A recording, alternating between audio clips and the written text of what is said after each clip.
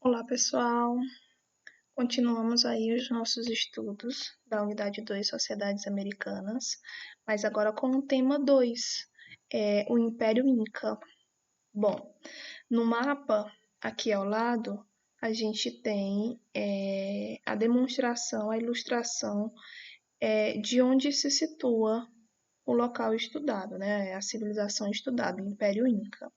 A gente tem nessa parte mais amarelada a Cordilheira dos Andes, ok? Que pega aí parte da América do Sul, seguindo quase para a América Central. E essa região tracejada, mais escurecida, é então a extensão que o Império Inca se situou, ok? Bom, essa região ela era denominada de Tawantinsuyu, ok? Que é uma palavra quechua, o idioma nativo dessa região, e que significa quatro terras. A capital do Império Inca é Cusco, aqui, e que hoje, né, é a capital do Peru. Então, a gente está aí também estudando a história, o início da história do Peru, ok? Bom, o Império Inca ele era constituído por diversos povos que estão aqui demarcados no mapa, ok? Mochica, Chimu, Chavin, Tiahuanaco, Nazca, ok? São povos que possuíam uma política, uma sociedade, uma cultura, um idioma próprio, mas que acabaram fazendo parte do Império Inca e sendo dominado pelo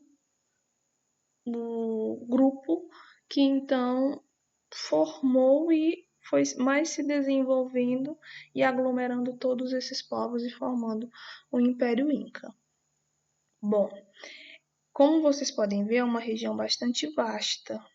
Logo, para poder administrar todo esse território, serão construídas estradas, pontes, a questão de um sistema de mensagens, algo semelhante aos nossos correios, para que se possa ter aí uma comunicação de um local para outro e esse império ele possa ser melhor administrado daqui, de Cusco, do centro desse império todo.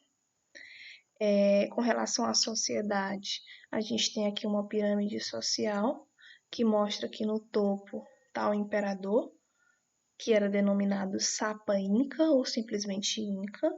Logo abaixo a gente tem a família do Sapa Inca, a gente tem os sacerdotes e os chefes militares que fazem parte da camada nobre, da nobreza. Abaixo a gente vai ter os artesãos e funcionários públicos e a grande maioria da população inca era então formada por camponeses e por soldados. Com relação ao imperador, com relação ao Sapa Inca, a gente vai ver que existe uma relação desse imperador com deuses.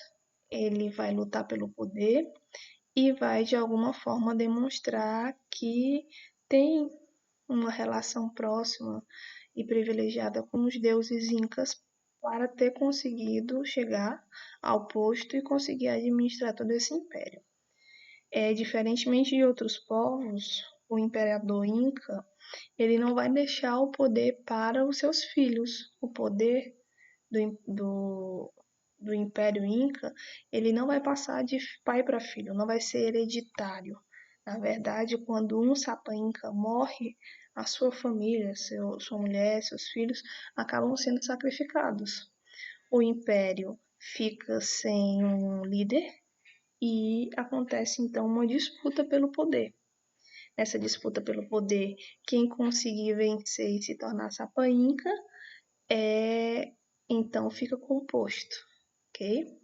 Logo abaixo do Sapa Inca e ajudando o Sapa Inca nessa administração desse vasto império, a gente tem uma rede de administradores, começando pelos apos, que são os administradores das 4 partes do império, os governadores das províncias e, por fim, os chamados curacas, que são os líderes regionais, quem está ali mais local, né, mais próximo desses camponeses, por exemplo.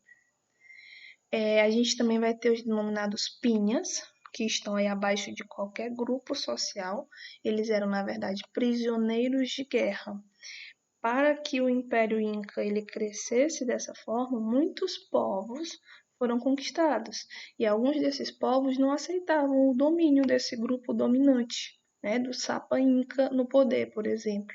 E eles acabavam, ao resistir, se tornando aí servos de outras camadas sociais, como, por exemplo, da nobreza.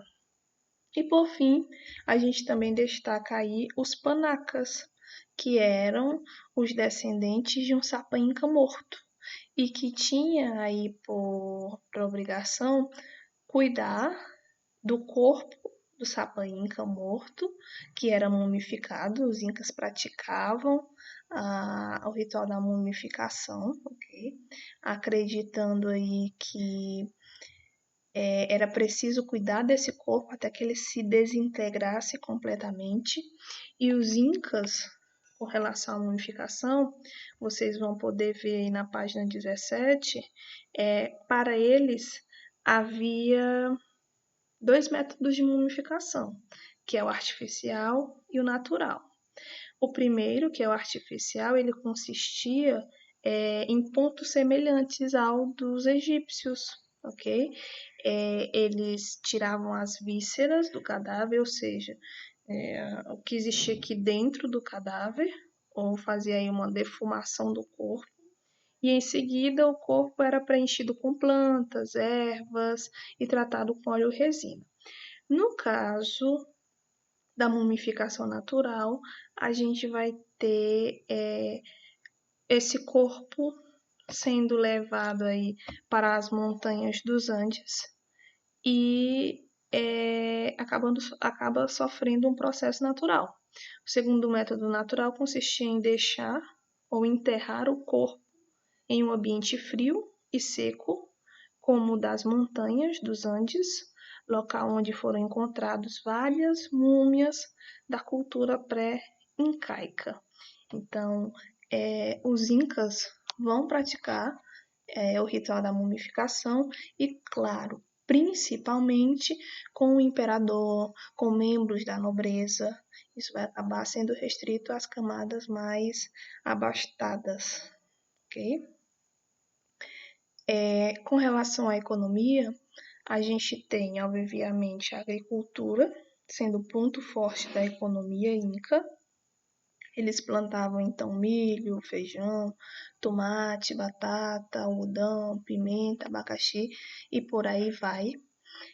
E é interessante que a forma de adubar o solo para a plantação desses materiais, desses alimentos, era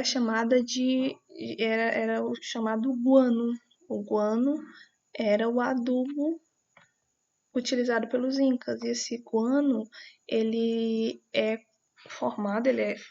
constituído pelo excremento de aves marinhas ou mesmo de morcegos.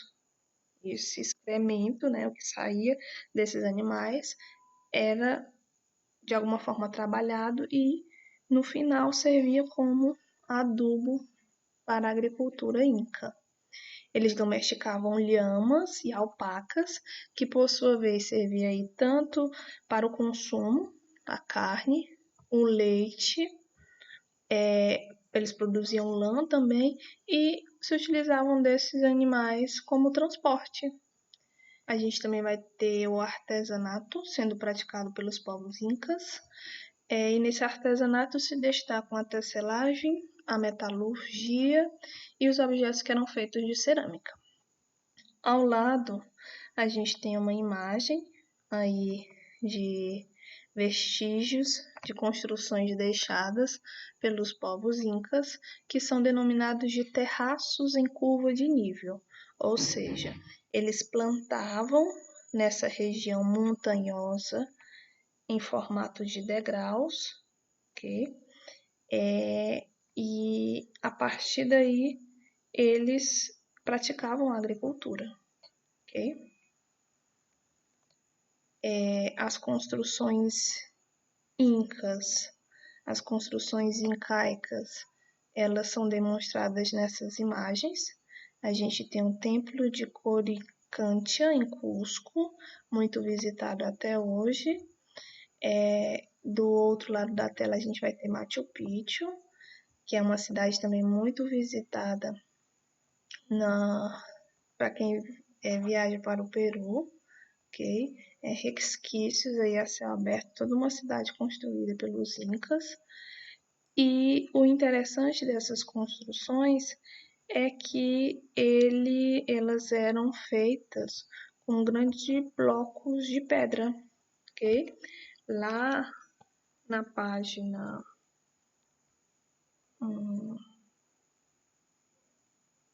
na página 19, a gente vai ter mais sobre essas grandes construções, né? A gente tem o seguinte: a expansão incaica exigiu a implantação de uma infraestrutura apropriada para fins administrativos, religiosos e militares. Ou seja, o Império Inca ele cresceu tanto que ele precisava que a sua administração também se desenvolvesse. Então foram construídos aí os mecanismos necessários para melhor administrar esse grande império, esse vasto território. Especialmente na época dos últimos Sapa Incas, uma infinidade de estradas, pontes, templos, alojamentos, depósitos, fortalezas e palácios foi erguida. Boa parte da construção era feita com gigantescos blocos de pedra, que, como a gente pode ver nessa imagem, principalmente aqui ao meio, encaixadas, capazes de resistir a fortes chuvas, ventos e terremotos. A técnica utilizada para alcançar a precisão desse corte dessas pedras é uma incógnita, ou seja, não se sabe até hoje como que eram realizadas. Em Cusco se localiza aí essa construção, esse templo, que é muito visitado, por exemplo, e mais abaixo ele vai falar do Serviço Periódico de Mitas. Essa quantidade de obras, porém, só foi possível graças à força de trabalho massiva proveniente daqueles que prestavam o serviço periódico da mita. A gente viu anteriormente que a sociedade inca ela era composta aí por muitos camponeses e soldados. Quem vai realizar todo esse trabalho mais manual e de força vai ser essa classe social, ok? E muitos vão e eles vão trabalhar na verdade nessa denominação que eles diziam que eram as mitas. Só foi possível graças à força de trabalho massiva proveniente daqueles que prestavam o serviço periódico da mita. E o que é esse serviço, não é? Sistema de distribuição de tarefas pelo qual os camponeses eram obrigados a trabalhar para o Estado durante alguns dias do ano. Ou seja, além de trabalhar no campo, e claro que ao trabalhar no campo ele acabava pagando os seus tributos e tirava parte do que conseguia para se alimentar para o seu próprio consumo, esse camponês ele ainda era tirado do campo em um período do ano para trabalhar para o governo, para trabalhar para o imperador, seja para construir palácios, construir estradas, ok? Bom, a gente então finaliza o estudo desse tema. Aqui eu preciso que vocês façam as páginas 19, 20 e 21. A gente se encontra na live e eu vou querer que vocês tirem as dúvidas que vocês tiveram, tanto nesse tema 2 quanto no tema 1, mas eu preciso que vocês leiam a apostila e se tiver alguma dúvida, anota e pergunta na live, ok? É isso então. Tchauzinho.